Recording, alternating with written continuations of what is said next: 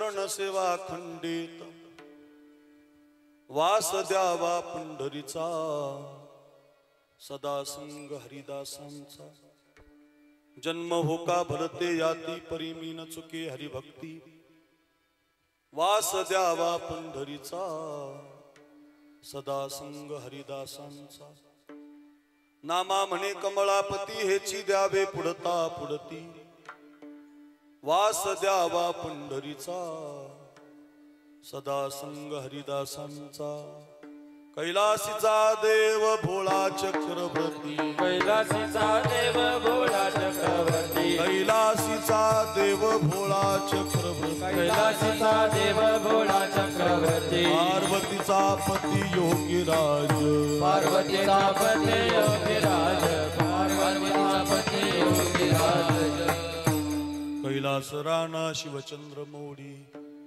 फणींद्र माता मुकुटी जळाळी कारुण्य सिंधू भव दुःख हारी तुझ विन शंभो मज कोण तारी महिम्न पारंते परम विदिशो यद्य सदृशी स्तुतिर ब्रह्मादीनाम पितद वसन्नास्त्वयि गिरा अथावाच सर्वस्व स्वमति परिणामावधि गृणन् ममापेश स्तोत्रे हरनिरपवाद परिकरः सेवे लागी सेवक झालो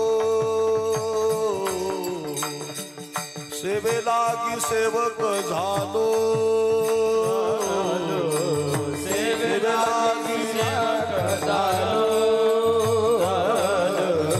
सेवे लागी सेवक झालो झालो सेवे लागी सेवक झालो झालो सेवे लागी सेवक झालो सेवे लागी सेवक झालो सेवे लागी सेवक झालो तुमच्या लागलो निज चरणा तुमच्या लागलो निज चरणा अहो स्वामी तुकया देवा यावरी न करावा भे तुमच्या लागलो चरणा तुमच्या लागलो चरणा अहो स्वामी तुकया देवा देवा यावरी न करावा वीर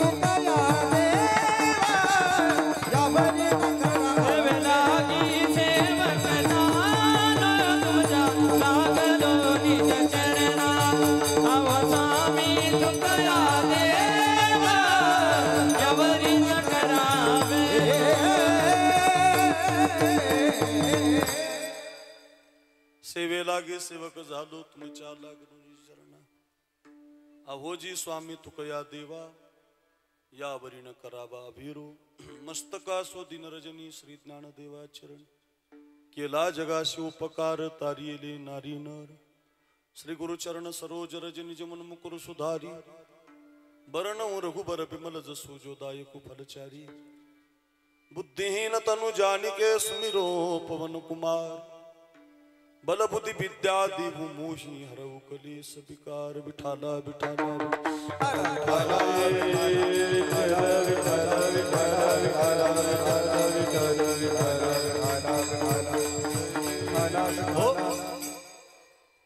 हेची देवा पै मागत चरण सेवा खंडित वास द्यावा पंढरीचा सदा संग हरिदासांचा अच्छा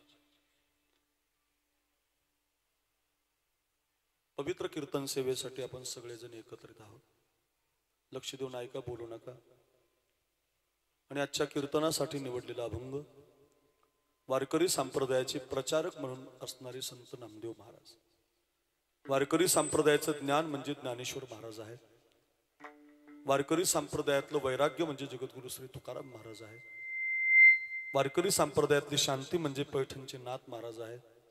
आणि वारकरी संप्रदायातल्या ज्ञानाचा, शांतीचा, वैराग्याचा प्रचार ज्यांनी केला त्यांचं नाव नामदेव महाराज. आपण कधी पंजाबमध्ये गेलात तर पंजाबमध्ये मोठी गुरुद्वारा आहे शीख लोकांची, त्याला सुवर्ण मंदिर म्हणतात, सोन्याचं मंदिर म्हणतात. त्या सुवर्ण मंदिरामध्ये पगडीवाले शीख लोक रोज त्या गुरु गोविंद सिंहाच्या ग्रंथाचं पारायण करतात. आणि त्या ग्रंथामध्ये नामदेव महाराजांचे 52 ते 53 अभंग आहेत. त्याला नामदेवजी की बाणी म्हणतात. आणि ते अभंग गायल्याशिवाय ते पगडीवाले शीख लोक जेवण करत नाही. म्हणजे आपला संप्रदाय परधर्मापर्यंत नेऊन ज्यांनी घातला त्यांचं नाव नामदेव महाराज. देवाचे अत्यंत लाडके भक्त होते, लढीवाळ होते. देवाला दूध पाजायला, जेवण घालायला नामदेवराय असायचे, काकड्या करायला. आणि त्या नामदेव महाराजांचा हा 4 चरणाचा 4 कडव्याचा देवाच्या दारामध्ये मागणं मागणारा अभंग आहे. विठाला विठाला मागणीचा अभंग घेण्याचं कारण उद्या आपल्या सप्ताहाचा काला आहे. आणि काल्याच्या आदल्या दिवशीच्या कीर्तन करायला बंधन असतं. त्यानं तुम्ही जे 6 दिवस 7 दिवस केलेलं पुण्य असतं त्या पुण्याची मागणी मागायची असते. आणि उद्या भगवान त्याचा प्रसाद आपल्याला काल्याच्या रूपाने देत असतो. म्हणून अगदी नामदेवरायांची मागणी काय आहे त्याचं चिंतन आपण 10:30 वाजेपर्यंत पाहूया. पैकी अल्पसा परिवार आहे आपल्या या वज्रखेडा नावाच्या गावी किंवा वज्रेश्वराच्या या पावन दरबारामध्ये भगवान भोलेनाथ, महादेवादी देव, पार्वतीपती असणारे भगवान शंकर या भोलेनाथाच्या पावन दरबारामध्ये गेल्या 7 दिवसापासून विश्व कल्याणासाठी महायज्ञ सोहळा, पंचकुंडात्मक यज्ञ सोहळा आणि विश्व कल्याणासाठी मोठा अखंड हरिनाम सप्ताह सोहळा या ठिकाणी चालू आहे.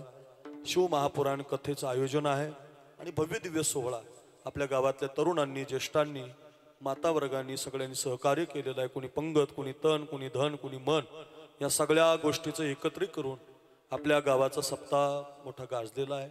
थोडंसं मध्ये संकटही आलं 1-2 दिवसापूर्वी, पण त्यालाही तुम्ही लगेच पार केलं. हे आकाशवर पडो पाय, ब्रह्म घोळ भंगा जाय, वडवा आणळ त्रिभुवन खाय, परिमी तुझीच वास पाहेगा विठोबा. कितीही संकट देवानं पाठवली तरी देवा आम्ही तुझा सप्ताह भारी केल्याशिवाय राहणार नाही असं म्हणणारही वज्रखेडा गाव आहे. आणि या गावानं अगदी जोरात वाजा, जोरात या गावानं थाटामाटामध्ये आपल्या जीवनातलं अनमोल तन, मन, धन, वर्गणी असेल, अन्नदान असेल, किती अन्नदान नॉनस्टॉप. आज तर प्रत्येकाला एकादशीचा फराळ आहे. जो येईल त्याला खायला मिळतंय, जो येईल त्याला अन्नदान आहे, ज्ञानदान आहे. असा मोठा सोहळा वज्रखेडा गावाच्या वतीनं, पंचकृषीच्या वतीनं, तालुक्याच्या वतीनं आपल्या या वज्रेश्वराच्या पावन दरबारामध्ये चालू आहे.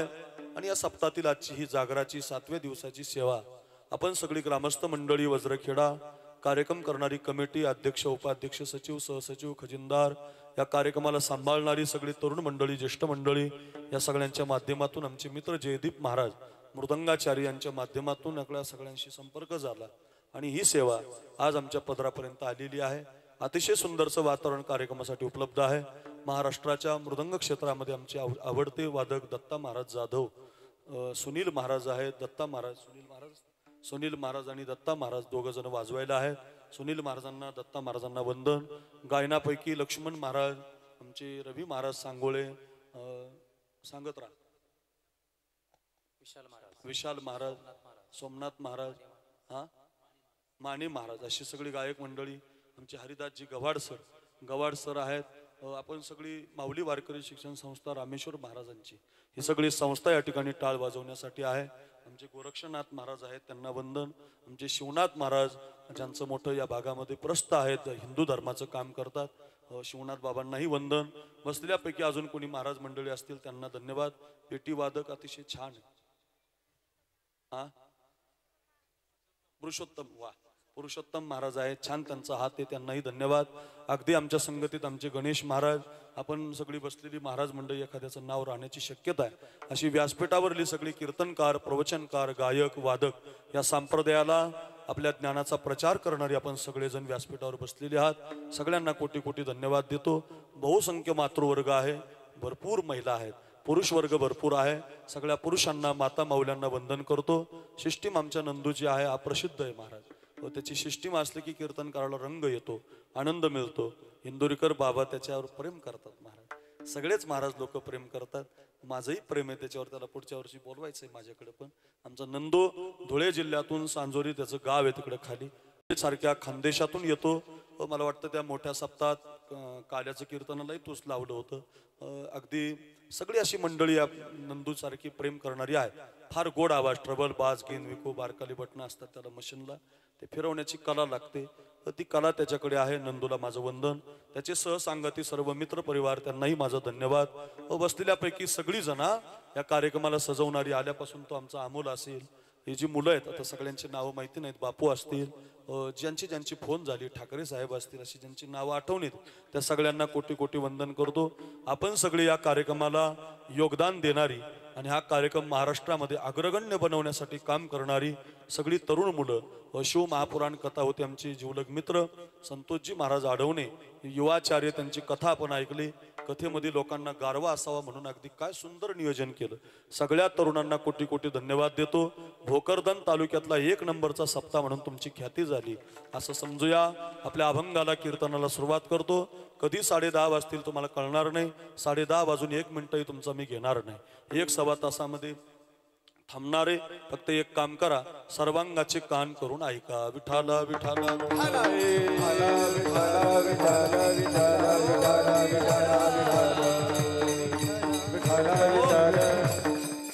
मागणं मागितलेलं आहे. कधीच कुणाजवळ मागत नाही त्याला साधू म्हणतात. कायम मागत राहतो त्याला मनुष्य म्हणतात. आणि कायम मागायला लावतो त्याला भगवान म्हणतात. कायम मागायला लावतो बरं का. वाढावे संतान, गृही व्हावे धनधान्य, माझा मुलगा चांगला असला पाहिजे, मुलीचं लग्न थाटात झालं पाहिजे, मुलगी चांगल्या शाळेत शिकली पाहिजे. कायम मागतो मनुष्य. 50 वर्षाचे काही आमदार आहेत तरी प्रत्येक 5 वर्षाला मागतात. कारण मनुष्य हा मागत असतो. कीर्तनकार असला तरी, गायक असला तरी मनुष्य मागतो. म्हणून तर पैसे मागतो आपण. पैसे का मागतात? माणसाचा स्वभाव आहे महाराज, मागणं हा स्वभाव आहे. 50 वर्षाचे काही आमदार आहेत तरी सुद्धा हात जोडतात, तुम्हाला आम्हालाच द्या आम्हाला. त्याचं मागणं कारण आहे. मनुष्य स्वभाव हा मागण्याचा आहे. कायम मागत राहतो तो मनुष्य आहे, ध्यानात ठेवा. कधीच कुणाजवळ मागत नाही तो मात्र साधू आहे. मागत नाही त्याला साधू म्हणत जा. काही मागणे हे आम्हा अनुचित, वडिलांची रीत जाणत सो. फार गोड प्रमाणे तुका म्हणे करी ब्रह्मांड ठिंगणी, हात पसरी जिने दिगत्याची, तुझे दास्य करू आणि का मागो खावया, दिग झाले जिने माझे पंढरी राया. कधीच कुणाजवळ मागत नाही तो साधू असतो. प्रश्न असा आहे, साधू जर मागत नाही तर मागणीचा अभंग कस काय तयार झाला? ह्याची देवा पै मागत, ह्याची दान देगा देवा, कस काय मग असं? तर त्याचं उत्तर आहे, मागण्यासाठी साधू मंदिरात नाही गेला, मंदिरातला देवच साधूच्या घरी आला. मागण्याची आस पाहे मुखाकडे, चिंतिल्या रोकडे मनोरथ. खूप प्रमाण आहेत बरं काय.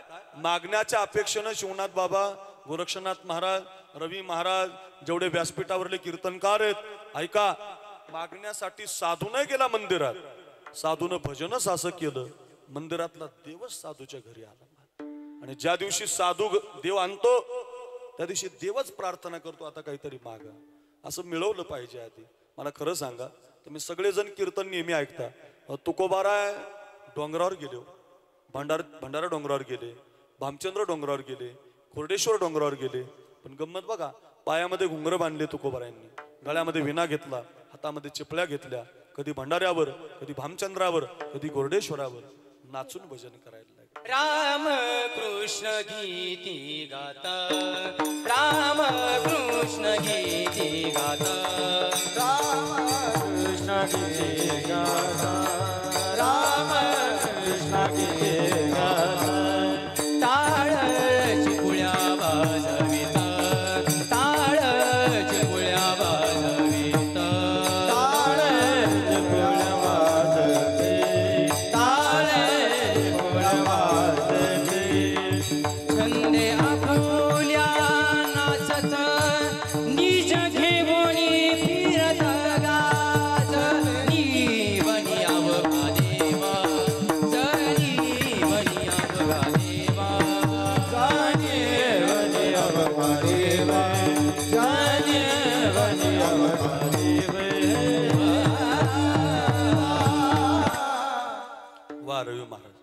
आमच्या गेवराई तालुक्यातले उमापूर नावाचे महाराज आहेत.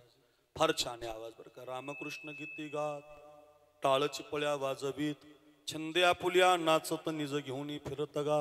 हो, काय पुढचं आहे बघा. जनी वनी अवघा देव, पायामध्ये घुंगर बांधले, गायनाचे उडे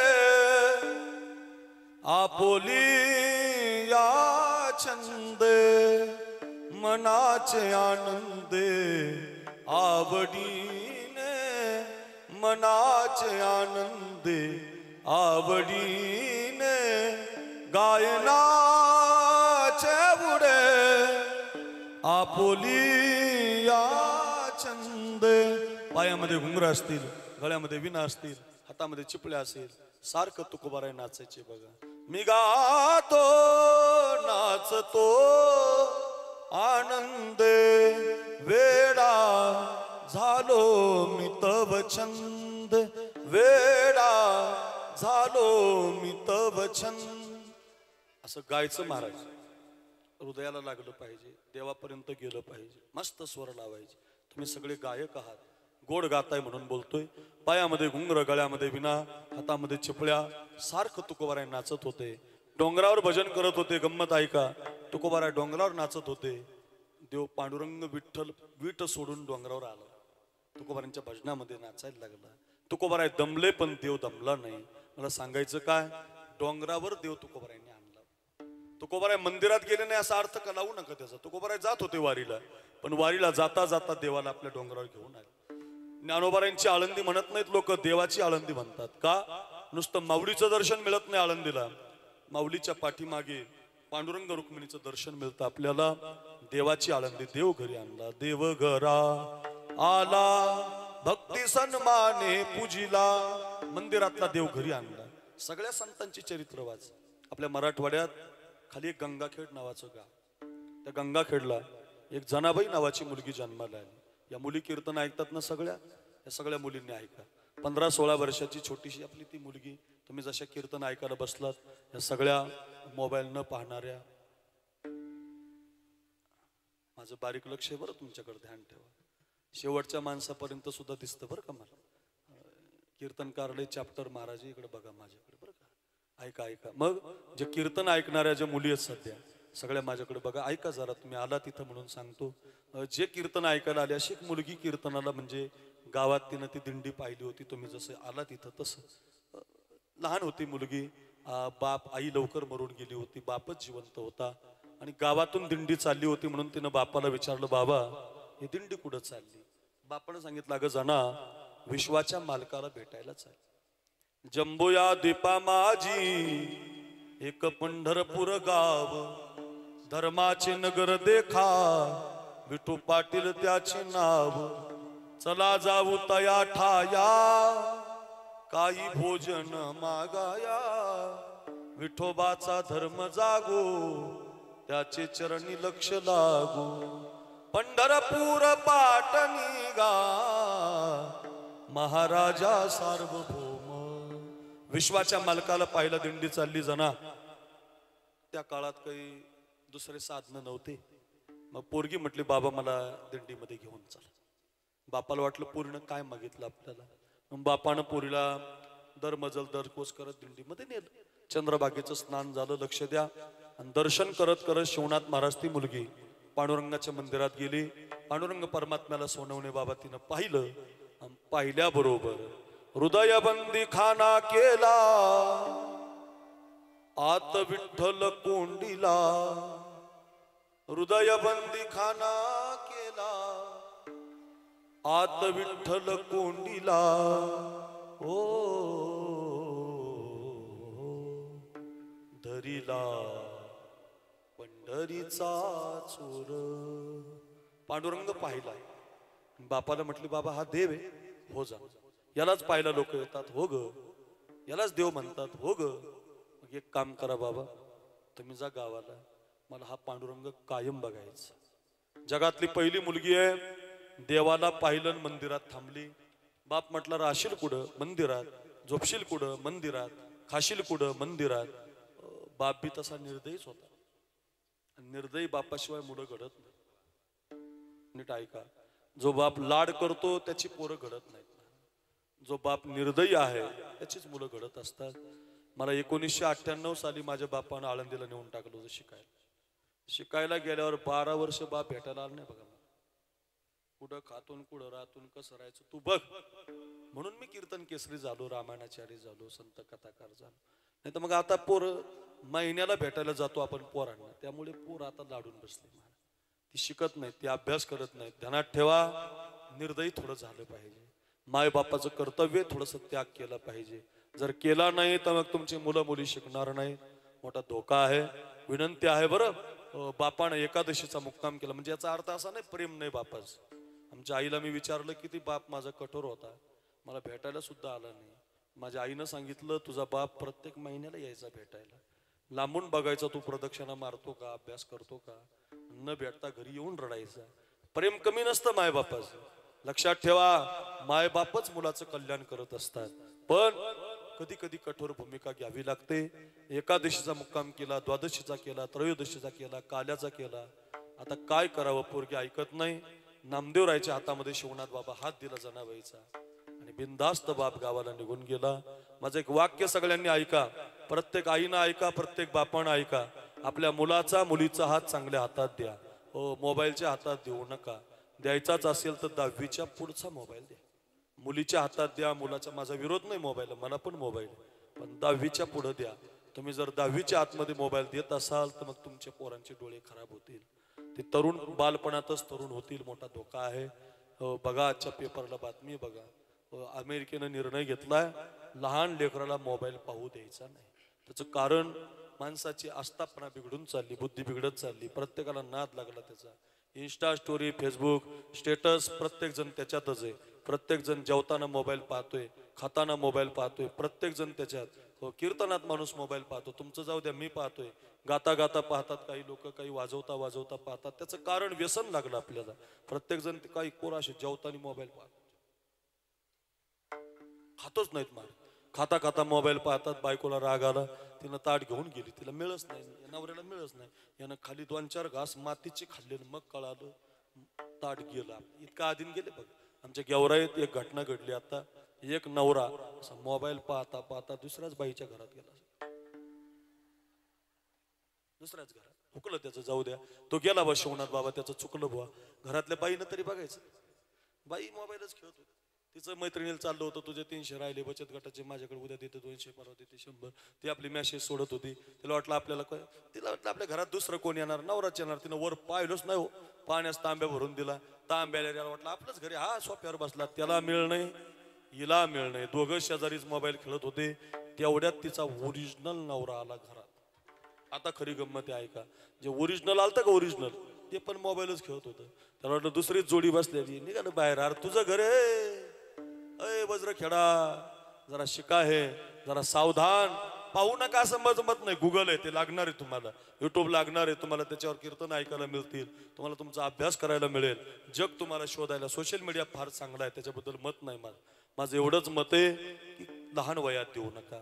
तुम्ही जर लहानपणी दिला तर मग ती पोरं रम्मी खेळतील. आता रम्मी खेळू ना महाराज, मोबाईलवर रम्मी प्याव ना महाराज, सर्कल प्याव ना, सर्कल पे. कोणत्या सर्कल मध्ये नेतात काय कळत नाही, पण नेतात बुवा. खेळू नका. 15 लाख रुपये आमच्या गेवराई तालुक्यात तलवाडा नावाचं गाव आहे, त्या तलवाड्यातल्या एका पोरानं रम्मी खेळली. बापानं मुलीच्या लग्नासाठी ठेवलेले 15 लाख रुपये बँक अकाउंट मधून गायब झाले. सावधान. विनंती असेल, आत्ताच्या बातम्या आहेत, टीव्हीला आपण पाहू शकता, पेपरला पाहू शकता. सावधान, जागर राहा. माय बापानं आपल्या पोराचा हात आहे बघा, ही माय बसली. ही सगळी जी माय, ही कपाळाला कुंकू लावणारी जी आई आहे, या वज्रेश्वराचं दर्शन घेते, त्या पंचकुंडात्मक यज्ञाला चक्रा मारते, प्रदक्षिणा घालते, 100 रुपये 200 रुपये वर्गणी देते, कपाळभर कुंकू लावते, शेतामध्ये काम करते. बसलेली प्रत्येक माझी भोळी माय या भगवान शंकराला दुसरं काही मागत नाही, एकच मागते, कपाळाचं कुंकू माझ्या जन्माला जाऊ दे.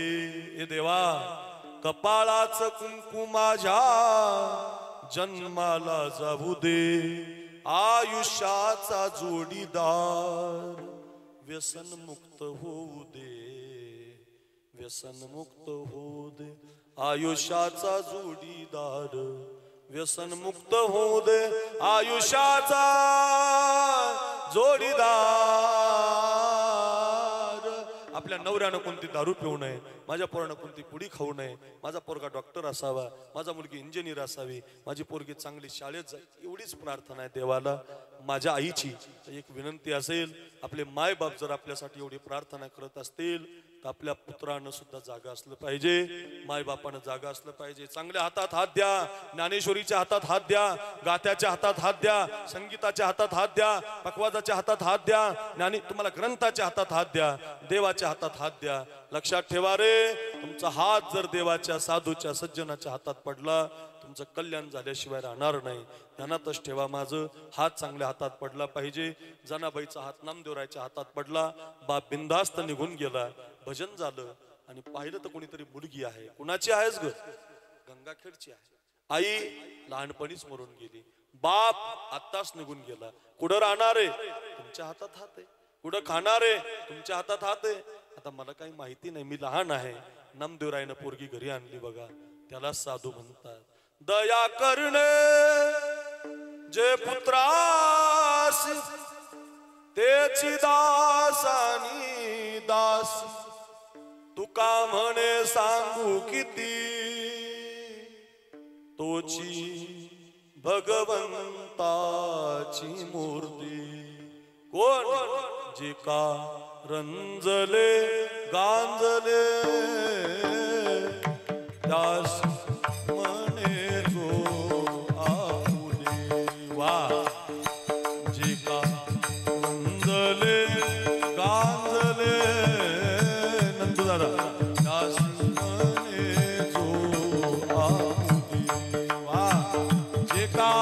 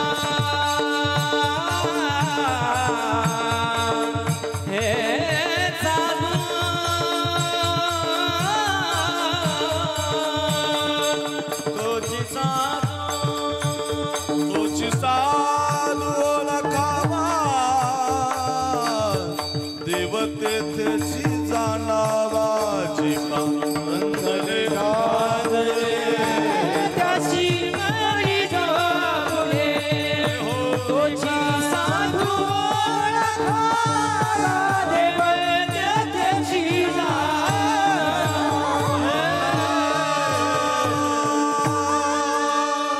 वा वा वा. आपण रोज ऐकतो अभंग, रोज गातो, फार सुंदर आहे. त्याला साधू म्हणत जा. जो गरिबाचा सांभाळ करतो, जाती धर्माचा विचार करत नाही, जो येईल त्याला आपला मुलगा मानतो. दया करणे जे पुत्रासी, तेचे दास आणि दासी, ज्याशी अपंगिता नाही त्याशी धरी जो हृदय. संत आपल्याला साधूची व्याख्या सांगतात. माझ्याकडे बघा, नामदेवरायनं पोरगी घरी आणली. नामदेवरायच्या कुटुंबात 14 माणसं होते. ऐका, 14 माणसं असल्यामुळं पाठच उठली. जनाबाई 15वी होती. आंघोळ करून मंदिराकडे निघाली. देवाला पाहायला थांबली होती. आपला सिद्धांत असा आहे, मंदिरातला देव साधूच्या घरी येतो. त्याच्यासाठी कथा सांगतोय आपण, बघा. आणि मग जनाबाई आंघोळ करून मंदिराकडे निघाली. तेवढ्यात आवाज आला, जना कुठं निघालीस? मंदिरात देवाला पाहायला. बापाला विसरले मी, आईला विसरले, देवाला पाहायला आले. अगं जना, घरामध्ये 14 माणसे आहेत. आधी दळण दळावं मग जावं. पूर्वीच्या काळात जेवण म्हटलं की दळण दळावं लागायचं. जात्यामध्ये दाणे भरले. माझ्याकडे बघा, हातामध्ये खुंटा घेतला आणि जनाबाई दळायला लागली. दळता दळता पहाटे 5 वाजता उठलेली जनाबाई 10 वाजता दळण संपलं. पुन्हा आंघोळ करून निघाली. तर जना, या दळणाचा स्वयंपाक करावा लागतो. 12 वाजले. 12 वाजता पुन्हा निघाली. जना, भांडे धुवावे लागतात. 1 वाजला. जना, धुणं धुवावे लागतं. 2 वाजले. जना, संध्याकाळच्या स्वयंपाकाला गावऱ्या थापायला जावं लागतं. 6 वाजले. जना, संध्याकाळचा पण स्वयंपाक करावा लागतो. 9 वाजले. जना, सकाळचं दळण आता सुपामध्ये निवडून ठेवावं लागतं, तेव्हा ते दळता येतं. रात्रीचे 12 वाजले. झोपायला 12, उठायला 4. झोपायला 12, उठायला 4. एवढीच झोप असायची पूर्वीच्या आईला. खूप लोकांचं कुटुंब एकत्रित असायचं. 50-50 माणसं एका आईला सांभाळावं लागायची. जुन्या काळातली कथा आहे बघा.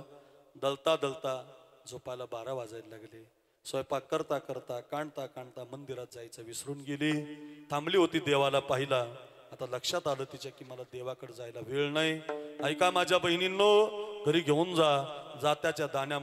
जात्यामध्ये त्या दाणे भरायची, हातामध्ये खुंटा घ्यायची.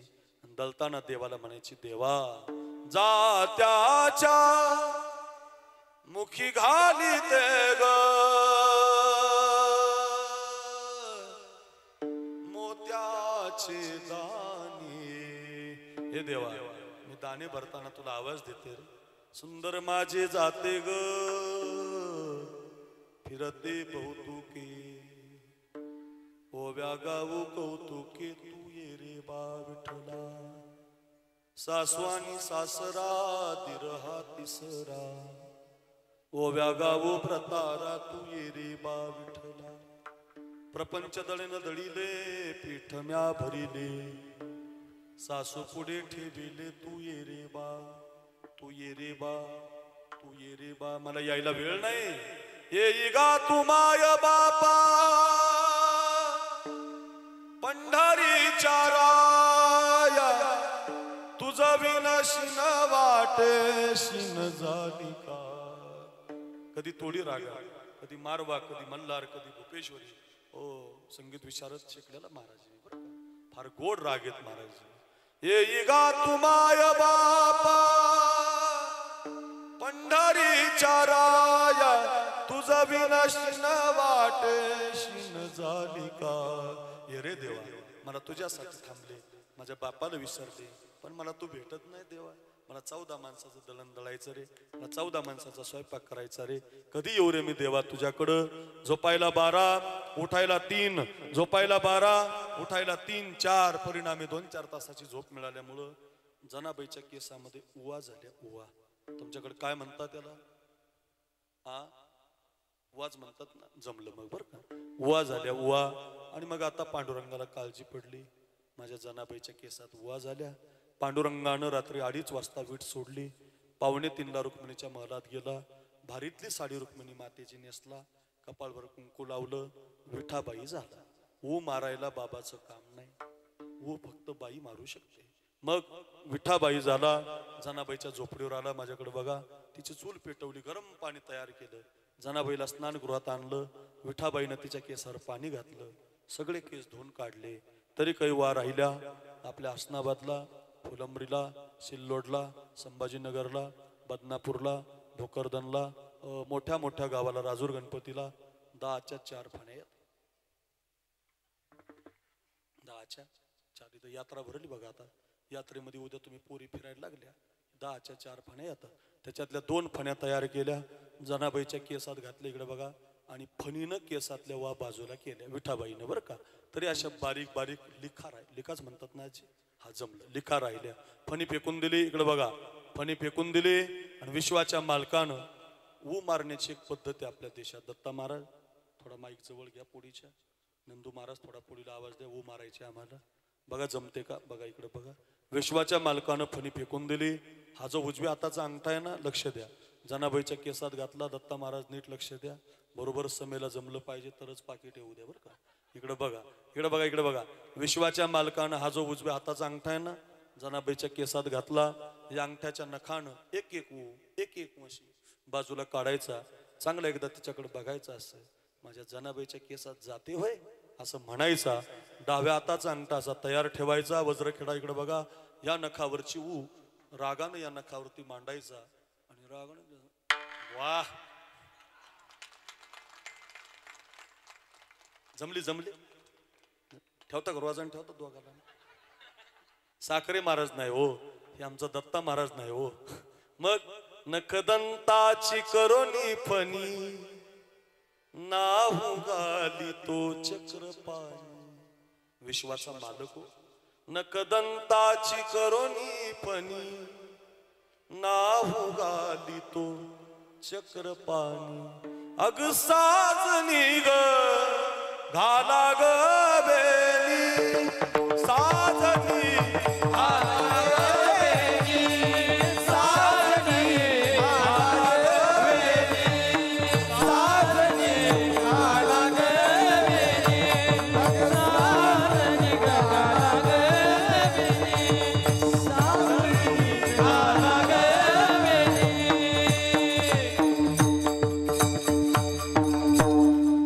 विश्वाच्या मालकानं तिच्या वा मारला. विश्वाच्या मालकानं तिला दळू लागला. ओव्या गाऊन स्वरात दाशी जनीच्या घरात, दळण दळिले सख्या श्रीहरी, आळ चोरीचा माझ्यावरी. असा कार्य विठ्ठला तू माझ्या मुळावर मुळावर मुळावर, गावकरी पुजारी मज देती सुळावर. कुठ गेली तुझी जादूगिरी, आळ चोरीचा माझ्यावरी. देव तिला दळू लागतो. एवढंच नाही, झाड लोट करी जनी, केर भरी चक्र पाणी. अभंगत बरे ऐका, जे काम जनाबाई करते ते काम देव करू लागतो. माझी कथा संपली, 9:15 वाजून गेले. मला तुम्हाला एवढंच सांगायचं, इकडे बघा लक्ष द्या.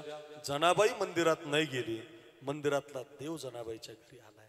तुकोबाराय डोंगरावर गेले, देव डोंगरावर गेला. ज्ञानोबाराय आळंदीला, देव आळंदीला. शबरी वनवासात, देव वनवासात. जिथं साधू आहे मंदिर आपोआप तयार झालंय. लक्षातच ठेवा, आपल्या इथं वज्रेश्वराचं मंदिर आहे, जिथं आपण एकत्रित होतो तिथं देव येतो बघा. आलेला आहे तो 12 ज्योतिर्लिंगाच्या रूपाने, अंशात्मक रूपाने. साक्षात माझा इथं भगवान भोलेनाथ बसलेला आहे. तुम्ही त्याला पाहिला जाताय, नमस्कार करताय, ओम नमः शिवाय म्हणताय, शिवपुराण ऐकताय, वर्गणी देताय, एवढा गोड सप्ताह करताय, हिंदू धर्म एकत्रित येतोय. वा रे वा वज्रखेडा, हो तुमचं कौतुक करावं तेवढं थोडं आहे. माझ्याकडे बघा, आपण देवाकडे जातो की नाही.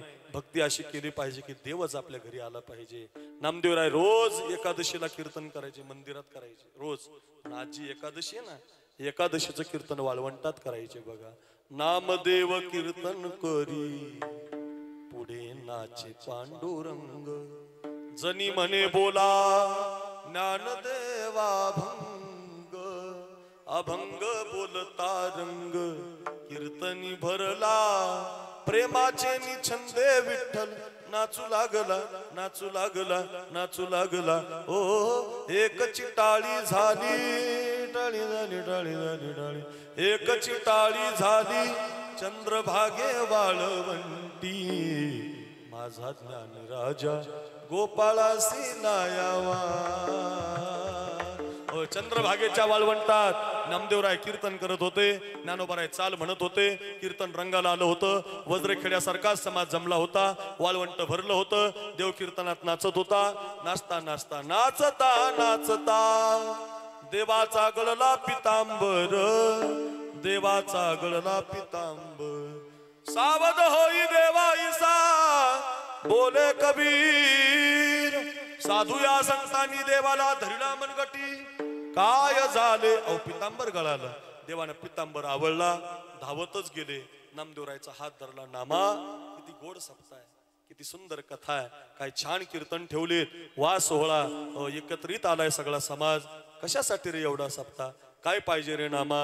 देव म्हटले बरं झालं देवा, तू आमच्या सप्त्यावर खुश झाला ना, आम्ही एवढं केलं याच्यावर तू खुश झाला ना, तू आमच्या कीर्तनात आला ना, तू आमचा हात धरला ना, मग तू आमच्याकडे आला म्हणून तुझ्या दारात आमची एकच मागणी, अभंगाचं हेची देवा पै मागता, हेची देवा पै मागता, हेची देवा पै मागता, हेची देवा पै मागता, हेची देवा पै मागता, हेची देवा पै मागता, हेची देवा पै मागता, हेची देवा पै मागता. चरण सेवा अखंडित, चरण सेवा अखंडित, चरण सेवा अखंडित, चरण सेवा चरण सेवा अखंडित, चरण सेवा अखंडित, चरण सेवा अखंडित, चरण सेवा अखंडित.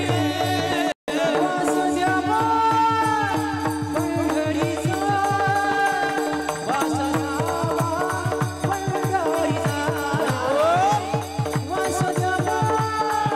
पंढरीचा, वासुदेवा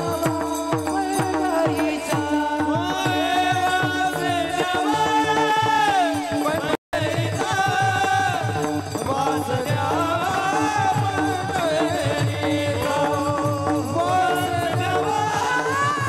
पंढरीचा,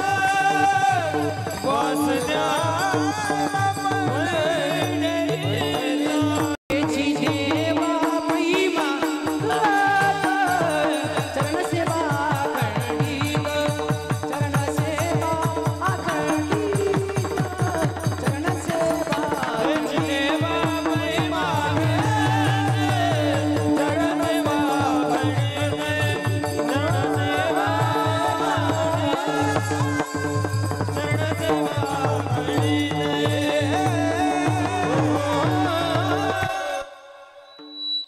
हेची देवा पै मागत. देवा तुम्ही आमच्या दारात आलात म्हणून तुमच्या दारात आमचं एकच मागणे, चरण सेवा अखंडित. देवा ओ महादेवा, ओ भोलेनाथा, ओ पांडुरंगा, एकच द्या, तुमचे पाय तेवढे देऊन टाक. चरण सेवा अखंडित. देवाकडे फक्त पाय मागत जा बरं, दुसरं काही मागू नका, काही प्राप्त होत नाही दुसरं माग. मागायचे असतील तर पाय मागत जा. नामदेव महाराज म्हटले देवा तुझ्या पायामध्ये जी ताकद आहे जगात कशातच नाही, त्याची पायी घाला मिठी, मोलनी घे जग जेठी, भावा एकासाठी खांदावा हे आपुल्या. तुम्ही पायाची सेवा केली की तुम्हाला खांद्यावर घेऊन मिळतो महाराज, वाटेल ते देतो तुम्हाला, वाटेल ते. ज्यांनी ज्यांनी पायाची सेवा केली त्यांचं चरित्र बघा. नामदेवराय म्हटले देवा एका साधूच्या संसाराचा दगड झाला होता, त्या साधूचं नाव गौतम ऋषी. त्यांनी बायकोला श्राप दिला, दगड होशील. त्यांची बायको चुकली नव्हती पण तरी श्राप मिळाला. आणि प्रभू रामचंद्र नावाचा अवतार तुम्ही घेतला, माझ्याकडे बघा. आणि चालता चालता तुमचा पाय एका दगडाला लागला आणि त्या दगडाची पुन्हा बाई झाली. शिळा होती, मनुष्य झाली. ज्याच्या चरणाची चाली तुमचा पाय लागला आणि दगडाची बाई झाली. एवढी ताकद तुमच्या पायात आहे. दुसऱ्या अजून कुणाच्याच पायानं दगडाची बाई झाली नाही. म्हणून तुमचे पाय आम्हाला देऊन टाका. चरण सेवा अखंडित. तुम्ही सगळ्या माझ्या बहिणी इथं बसलात, पुरुष बसलात. आपण सगळेजण पंढरपूरला जातो. पंढरपूरला गेलं की मग पंढरपूरच्या बारीला दर्शनाला लागलं की कानोपात्रा नावाच्या मुलीचं दर्शन आपल्याला घ्यावं लागतं. असं साकल दंडानं ते झाड बांधून ठेवलेले मंदिरात. ऐका ऐका. एका वेश्येची मुलगी भक्ती करून धन्य झाली. कानोपात्रेला देवानं मंदिरात जागा दिली. संत चोखोबा शेजारी आहे नामदेव पायरी. धनी मलाही दाखवाना विठुरायाची पंढरी. असं म्हणत जा नवऱ्याला. नवऱ्याला असं म्हणत जा की पंढरपूरला घेऊन चाला मला. महाबळेश्वरला जात जाऊ नका, त्याच्यापेक्षा पंढरीला जा. पांडुरंग पाहून या. लग्न झाल्यावर तर नक्की जा. पहिला आग्रह करा नवऱ्याला, बाकी नंतर बघू म्हणा. आधी आपण पंढरीला जाऊ. जात जा बरं पंढरपूरला. तो का म्हणे, जन्मा आल्याचे सार्थक विठ्ठलची एक देखील या जगाचा मालक आहे तो पांडुरंग आपला. त्याला पाहायला जात जा. ती मुलगी गेली होती देवाला पाहायला. जुन्या काळातली जी गीता असायची ना शिवनाथ महाराज, ते आपल्या संप्रदायातून निघायचे. अभंग आपल्या इथून तयार व्हायचे, कविता इथून तयार व्हायच्या, शब्दरचना इथून तयार व्हायची. कारण मास्तर कीर्तनाला यायचे. मास्तर लोक, शिक्षक लोक कीर्तनाला यायचे. आता आमचे गवाड सर आहेत उभे. पूर्वी शिक्षक यायचे कीर्तनाला. मग कीर्तनात ते ऐकायचे. लेकोराचे हित वाहे माऊलीचे चित्त, ऐशी कळवळ्याची जाती करीला भावीन प्रीती. मातीची आचित्ती अवघी बाळकाची व्याप्ती. देह विसरे आपुला जवळी घेता शिन गेला. सकळ तीर्थाची धुरे जे का माता पितरे. हे ऐकायची. आणि ऐकल्यावर त्या कवीचं हृदय म्हणायचं, आई ग थोर तुझे उपकार. 9 महिन्यांनी 9 दिवसांनी केले कृतार्थ जन्म देऊनी. हे आई 9 महिन्यांनी 9 दिवसांनी केले कृतार्थ जन्म देऊनी. देऊनी थोर मला संस्कार. आई ग थोर तुझे उपकार. काय सुंदर शब्द असायचे. आम्हाला पण कविता होती. खरा तो एकची धर्म जगाचे बांध कोरावे. नाही असं नाही. मग कसं आहे, खरा तू एकची धर्म जगाला प्रेम अर्पावे. काय सुंदर होत. आमच्या देशातल्या कविता चोरीला गेल्या. लई गोड. हंबरुनी वासराला चाटते जव्हा गाय, तव्हा मले गाई मध्ये दिसती माझी माय. आया बाया सांगत होत्या होतो जवा ताना. दुष्काळात माईच्या माझ्या टला होता पाना. पिठामंदी पाणी टाकून मला पाजत जाय, तव्हा मले पिठामध्ये दिसती माझी माय. दिसती माझी माय, दिसती माझी माय. एक गोड कविता असायची. आता माझा पोरगा 8वीला आहे शाळेमध्ये. एक दिवस सहज मी त्याला विचारलं, का रे बाळा मास्तर काही कविता वगैरे शिकवतो? म्हणलं हो. म्हण बरं. त्यांना कसं जाणी जाणी येस पप्पा एडी शुगर. आपण मराठी माणसं आहेत, मराठी आली पाहिजे. मराठी तर लय भारी येते. म्हटलं बाबा म्हण बरं मराठी. आता पोरग मराठी कविता म्हटलं मला आनंद झाला. आमची बायको सोफ्यावर, भाऊ सोफ्यावर, भावाची बायको, आमची आई, सगळे पोराकडे बघायला लागले. पोरगा इन बिन करून आला. थाटात पोरानं कविता सुरू केली. तुम्ही फक्त ऐका बरं का. त्यानं सुरू केलं, पप्पा सांगा कुणाचे, पप्पा माझ्या मम्मीचे, मम्मी सांगा कुणाची, मम्मी माझ्या पप्पाची. बायको लागली माझ्याकडे बघायला, मी लागलो तिच्याकडे बघायला. एवढं झाल्यावर मला दम नाही निघाला. मी 12 गावचा पाणी पिणारा महाराज. मी खालून कोरस केला, लेकर कोण्या भूताचे. अरे काय कविता हे, काय हे, काय लोक ऐकत आहेत महाराज. अरे रे रे, इतकं भंगार ऐकू नका. भंगार ऐकण्यासाठी आपले कान नाही. चांगलं ऐका बघा, फार सुंदर ऐका महाराज, गोड ऐका बघा. एक राधा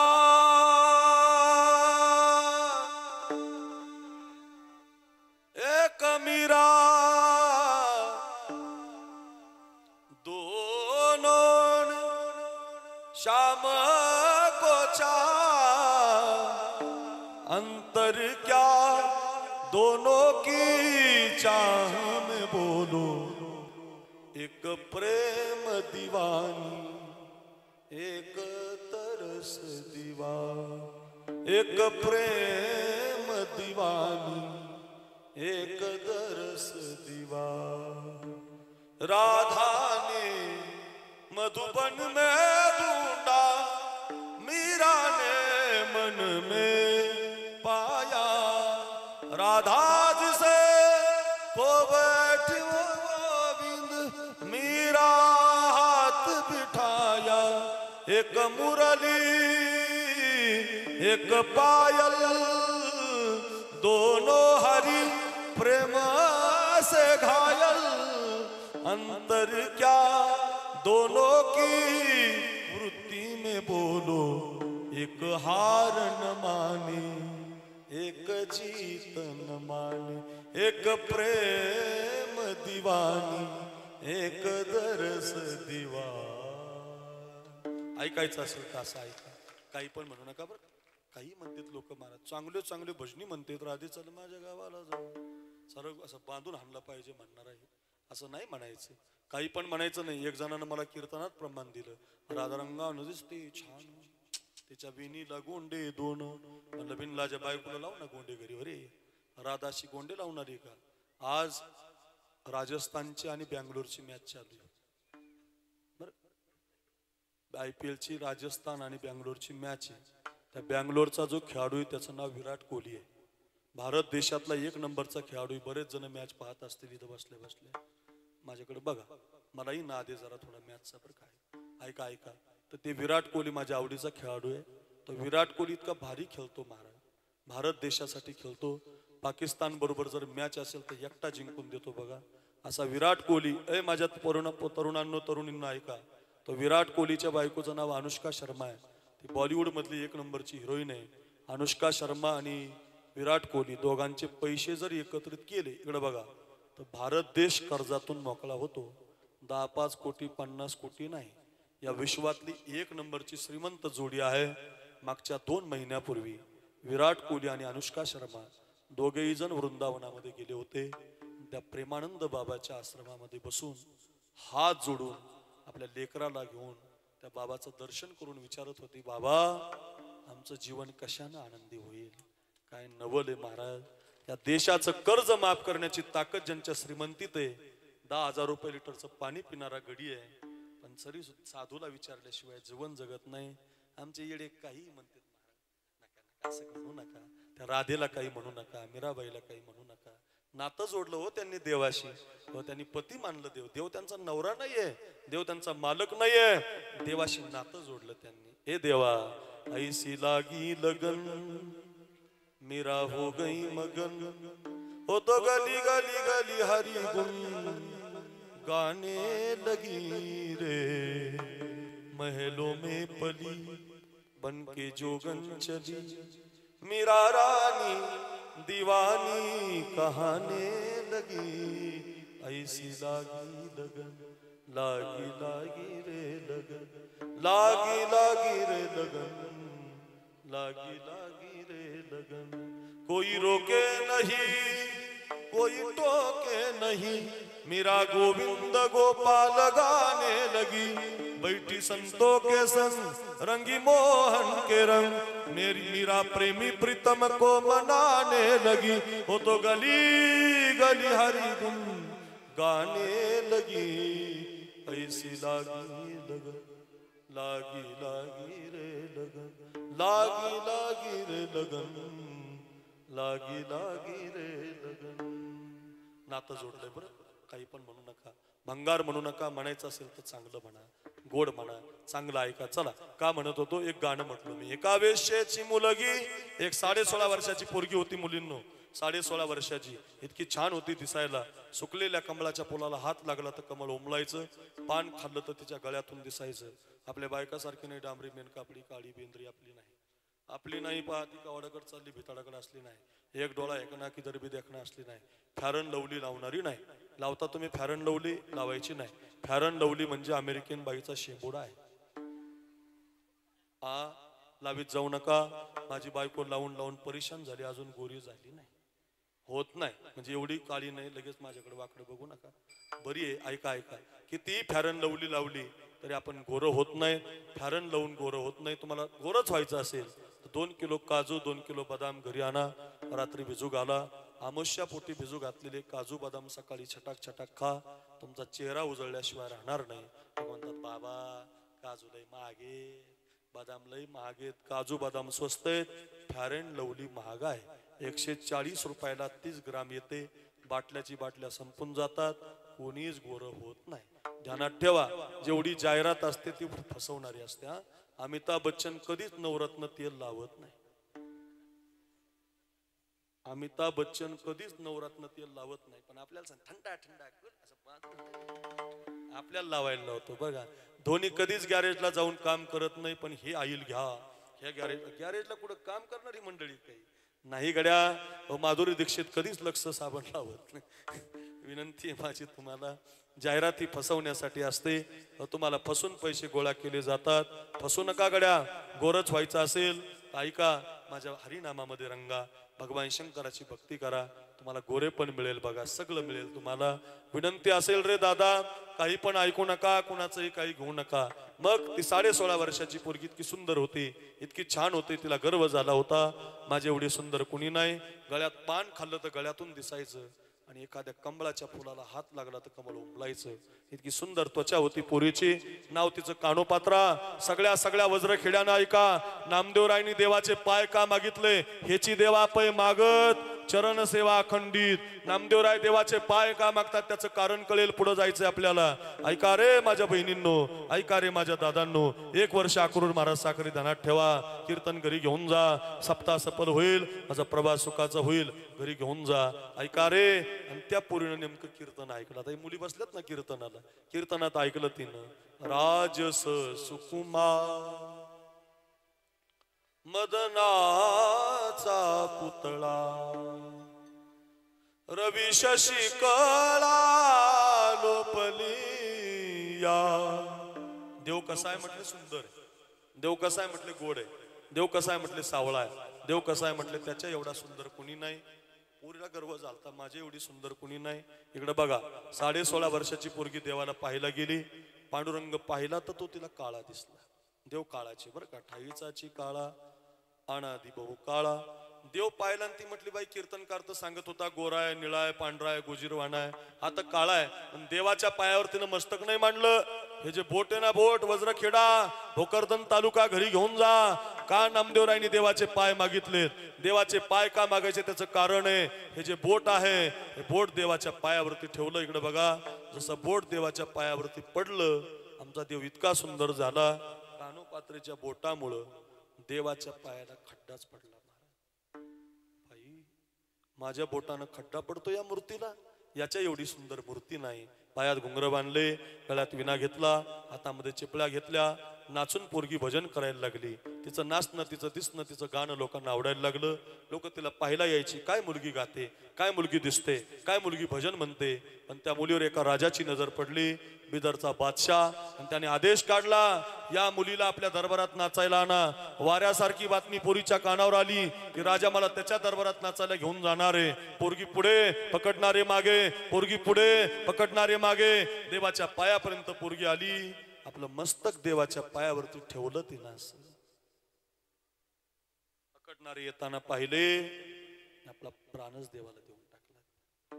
काय मुलगी असेल महाराज, देवाच्या पायावरती प्राणच ठेवला, लोटण्याचा प्रयत्न केला, प्रेतच खाली पडलं. कुणाची मुलगी आहे? एका वेश्येची मुलगी आहे. एक ब्राह्मण म्हटले हिची माती मंदिराच्या बाहेर करा, एक जण म्हटले हिला स्मशानात जाळा, एक जण म्हटले वाळवंटात जाळा, एक ब्राह्मण म्हटले असलं काही करू नका. देवाच्या पायावरती मुलीनं जीव दिलाय. आतापर्यंत असं कधी घडलं नाही. रात्रभर प्रेत मंदिरात ठेवा, शेजारी आपण झोपूया, देव जे सांगेल ते करूया. साधूला देव बोलत असतो. ओरिजिनल मधल्या गाभारात प्रेत ठेवलं. शेजारी ते अनंत शास्त्री नावाचे ब्राह्मण झोपले आणि रात्री 1 वाजता विटेवरच्या मालकानं झोपलेल्या ब्राह्मणाला आवाज दिला, हे अनंता रे, हे अनंता रे, हे अनंता, पाहे पा कानोपात्रा पवित्रा. अनंता, या मुलीसारखी पवित्र वस्तू नाही. अंतकालेच मामेव स्मरण मुक्त्वा कलेवरम या प्रयाती समद्भावम यास्ती नास्त्यत्र संशयः. माझ्या पायावर या मुलीनं जीव दिलाय. माझ्या मंदिरात तिची माती करा. उजव्या हाताला माती केली, इथं माती केली, तिथे एक झाड उगवलं. 750 वर्ष झालेत. साखल दंडानं ते झाड बांधून ठेवलेलं आहे. तुम्ही पंढरपूरला गेलात की तुमचं पहिलं कपाळ कानोपात्रेच्या झाडाला लागतं आणि मग देवाचं दर्शन मिळतं. जिला बाप माहिती नाही अशा अपवित्र कुळातली पोरगी देवाच्या पायावरती नतमस्तक होते, तर तिला मंदिरात जागा आहे बघा. धन्य कानोपात्राजी झाली भाग्याची, भेटी झाली ज्ञानदेवाची गे, म्हणून या धन्य धन्य निवृत्ती नाथावो. संत विचारात पोरगी आली, तर संत विचारात आल्याबरोबर देवाच्या पायावरती नतमस्तक झाली. मंदिरात जागा आहे. नामदेव महाराज म्हणतात, देवा 10:15 वाजले, सांग आम्हाला, आम्ही तर तुझ्या पाया पडायला येतो, आम्ही तर तुझ्या दर्शनाला येतो. त्या झाडाचं दर्शन का आम्हाला, त्या कानोपात्रेचं दर्शन का आम्हाला देतो? देव म्हटले, नामा, माझ्यापेक्षाही ती पोरगी मला जास्त आवडते. माझ्या पायावर त्या पोरीनं जीव दिला. नामदेव महाराज म्हटले, मग देवा, तुमच्या पायावर जिला जात माहिती नाही अशी पोरगी जर तुमच्या पायावर प्राण देते, तर तिला पहिला स्थान मंदिरात देता. एवढा स्थान मिळण्याची जागा तुमचे जर पाय असतील, तर आम्हाला कशाला दुसरं देता. चरण सेवा